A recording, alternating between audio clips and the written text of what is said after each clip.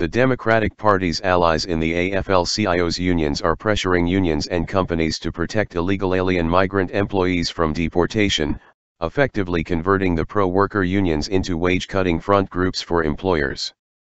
The conversion is described by the New York Daily News, which showed how progressive lawyers train local Teamster union leaders to negotiate workplace contracts which minimize employers' cooperation with immigration enforcement agencies.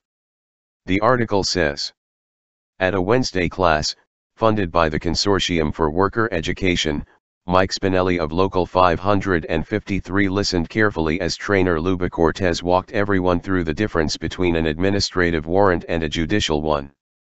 Spinelli paid particular attention because many of his members, immigrants who work at a Long Island dairy farm, were profoundly shaken when federal immigration enforcement agents raided nearly 100 7-Eleven stores last month in a search for undocumented workers. We deliver all the dairy to all the 7-Eleven stores in the city. You can imagine how scared some of these guys are, he said. It's a scary time in general, and we're hoping this can help the workers feel prepared and help protect them, and also so employers know they don't have to just roll over. Unions once existed to push up workers' wages by denying employers the ability to hire other people from outside the picket line. However, since before 2008, unions have been enrolling illegal migrants who illegally crossed the line between the United States and other countries. Since at least 2013, top union leaders are also working with the Democratic Party to preserve the inflow of migrants across the line, because migrants are likely to support the party even though the additional migrants allow employers to pay lower wages to Americans. That changes came when President Barack Obama and his progressive allies pressured AFL-CIO leader Richard Trumka to reverse the union's traditional hostility to wage-cutting illegal immigration. The Daily News article showed how progressive lawyers are now trying to insert illegal-friendly, enforcement-hostile clauses in union-employer contracts. The article quotes Richard Bloom, a lawyer with the Pro-Migration Legal Aid Society, describing a negotiating guide supplied by the AFL-CIO. Some laws require an employer to do X and the union can get language in a contract that says they will do X but nothing more, Bloom told the News. Unions can also bargain for notification when something is happening so they can offer help or possibly intervene, or for a guarantee that if a worker is required to get more paperwork, they be given the maximum time available, and returned with full seniority. Or if they can't return, they get severance, things like that.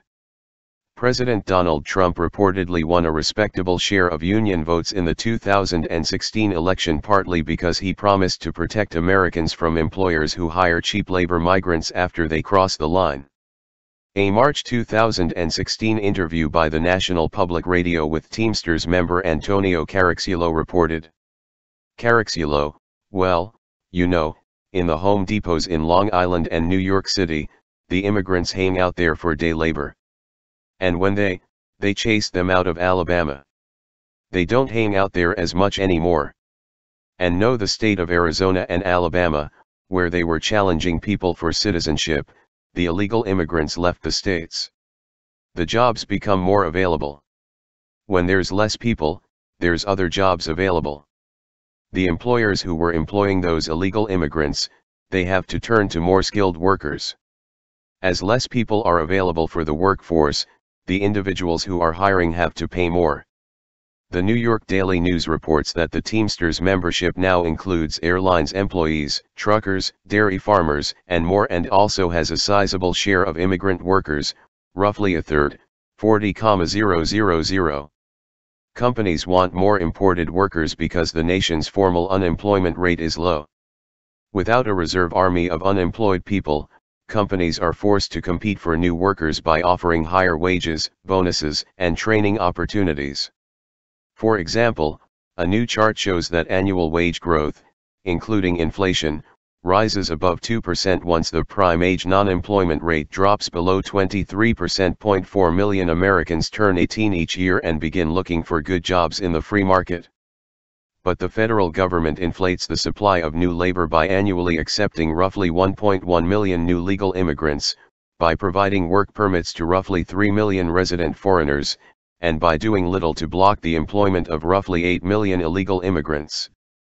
The Washington-imposed economic policy of economic growth via mass immigration floods the market with foreign labor, spikes profits and Wall Street values by cutting salaries for manual and skilled labor offered by blue-collar and white-collar employees.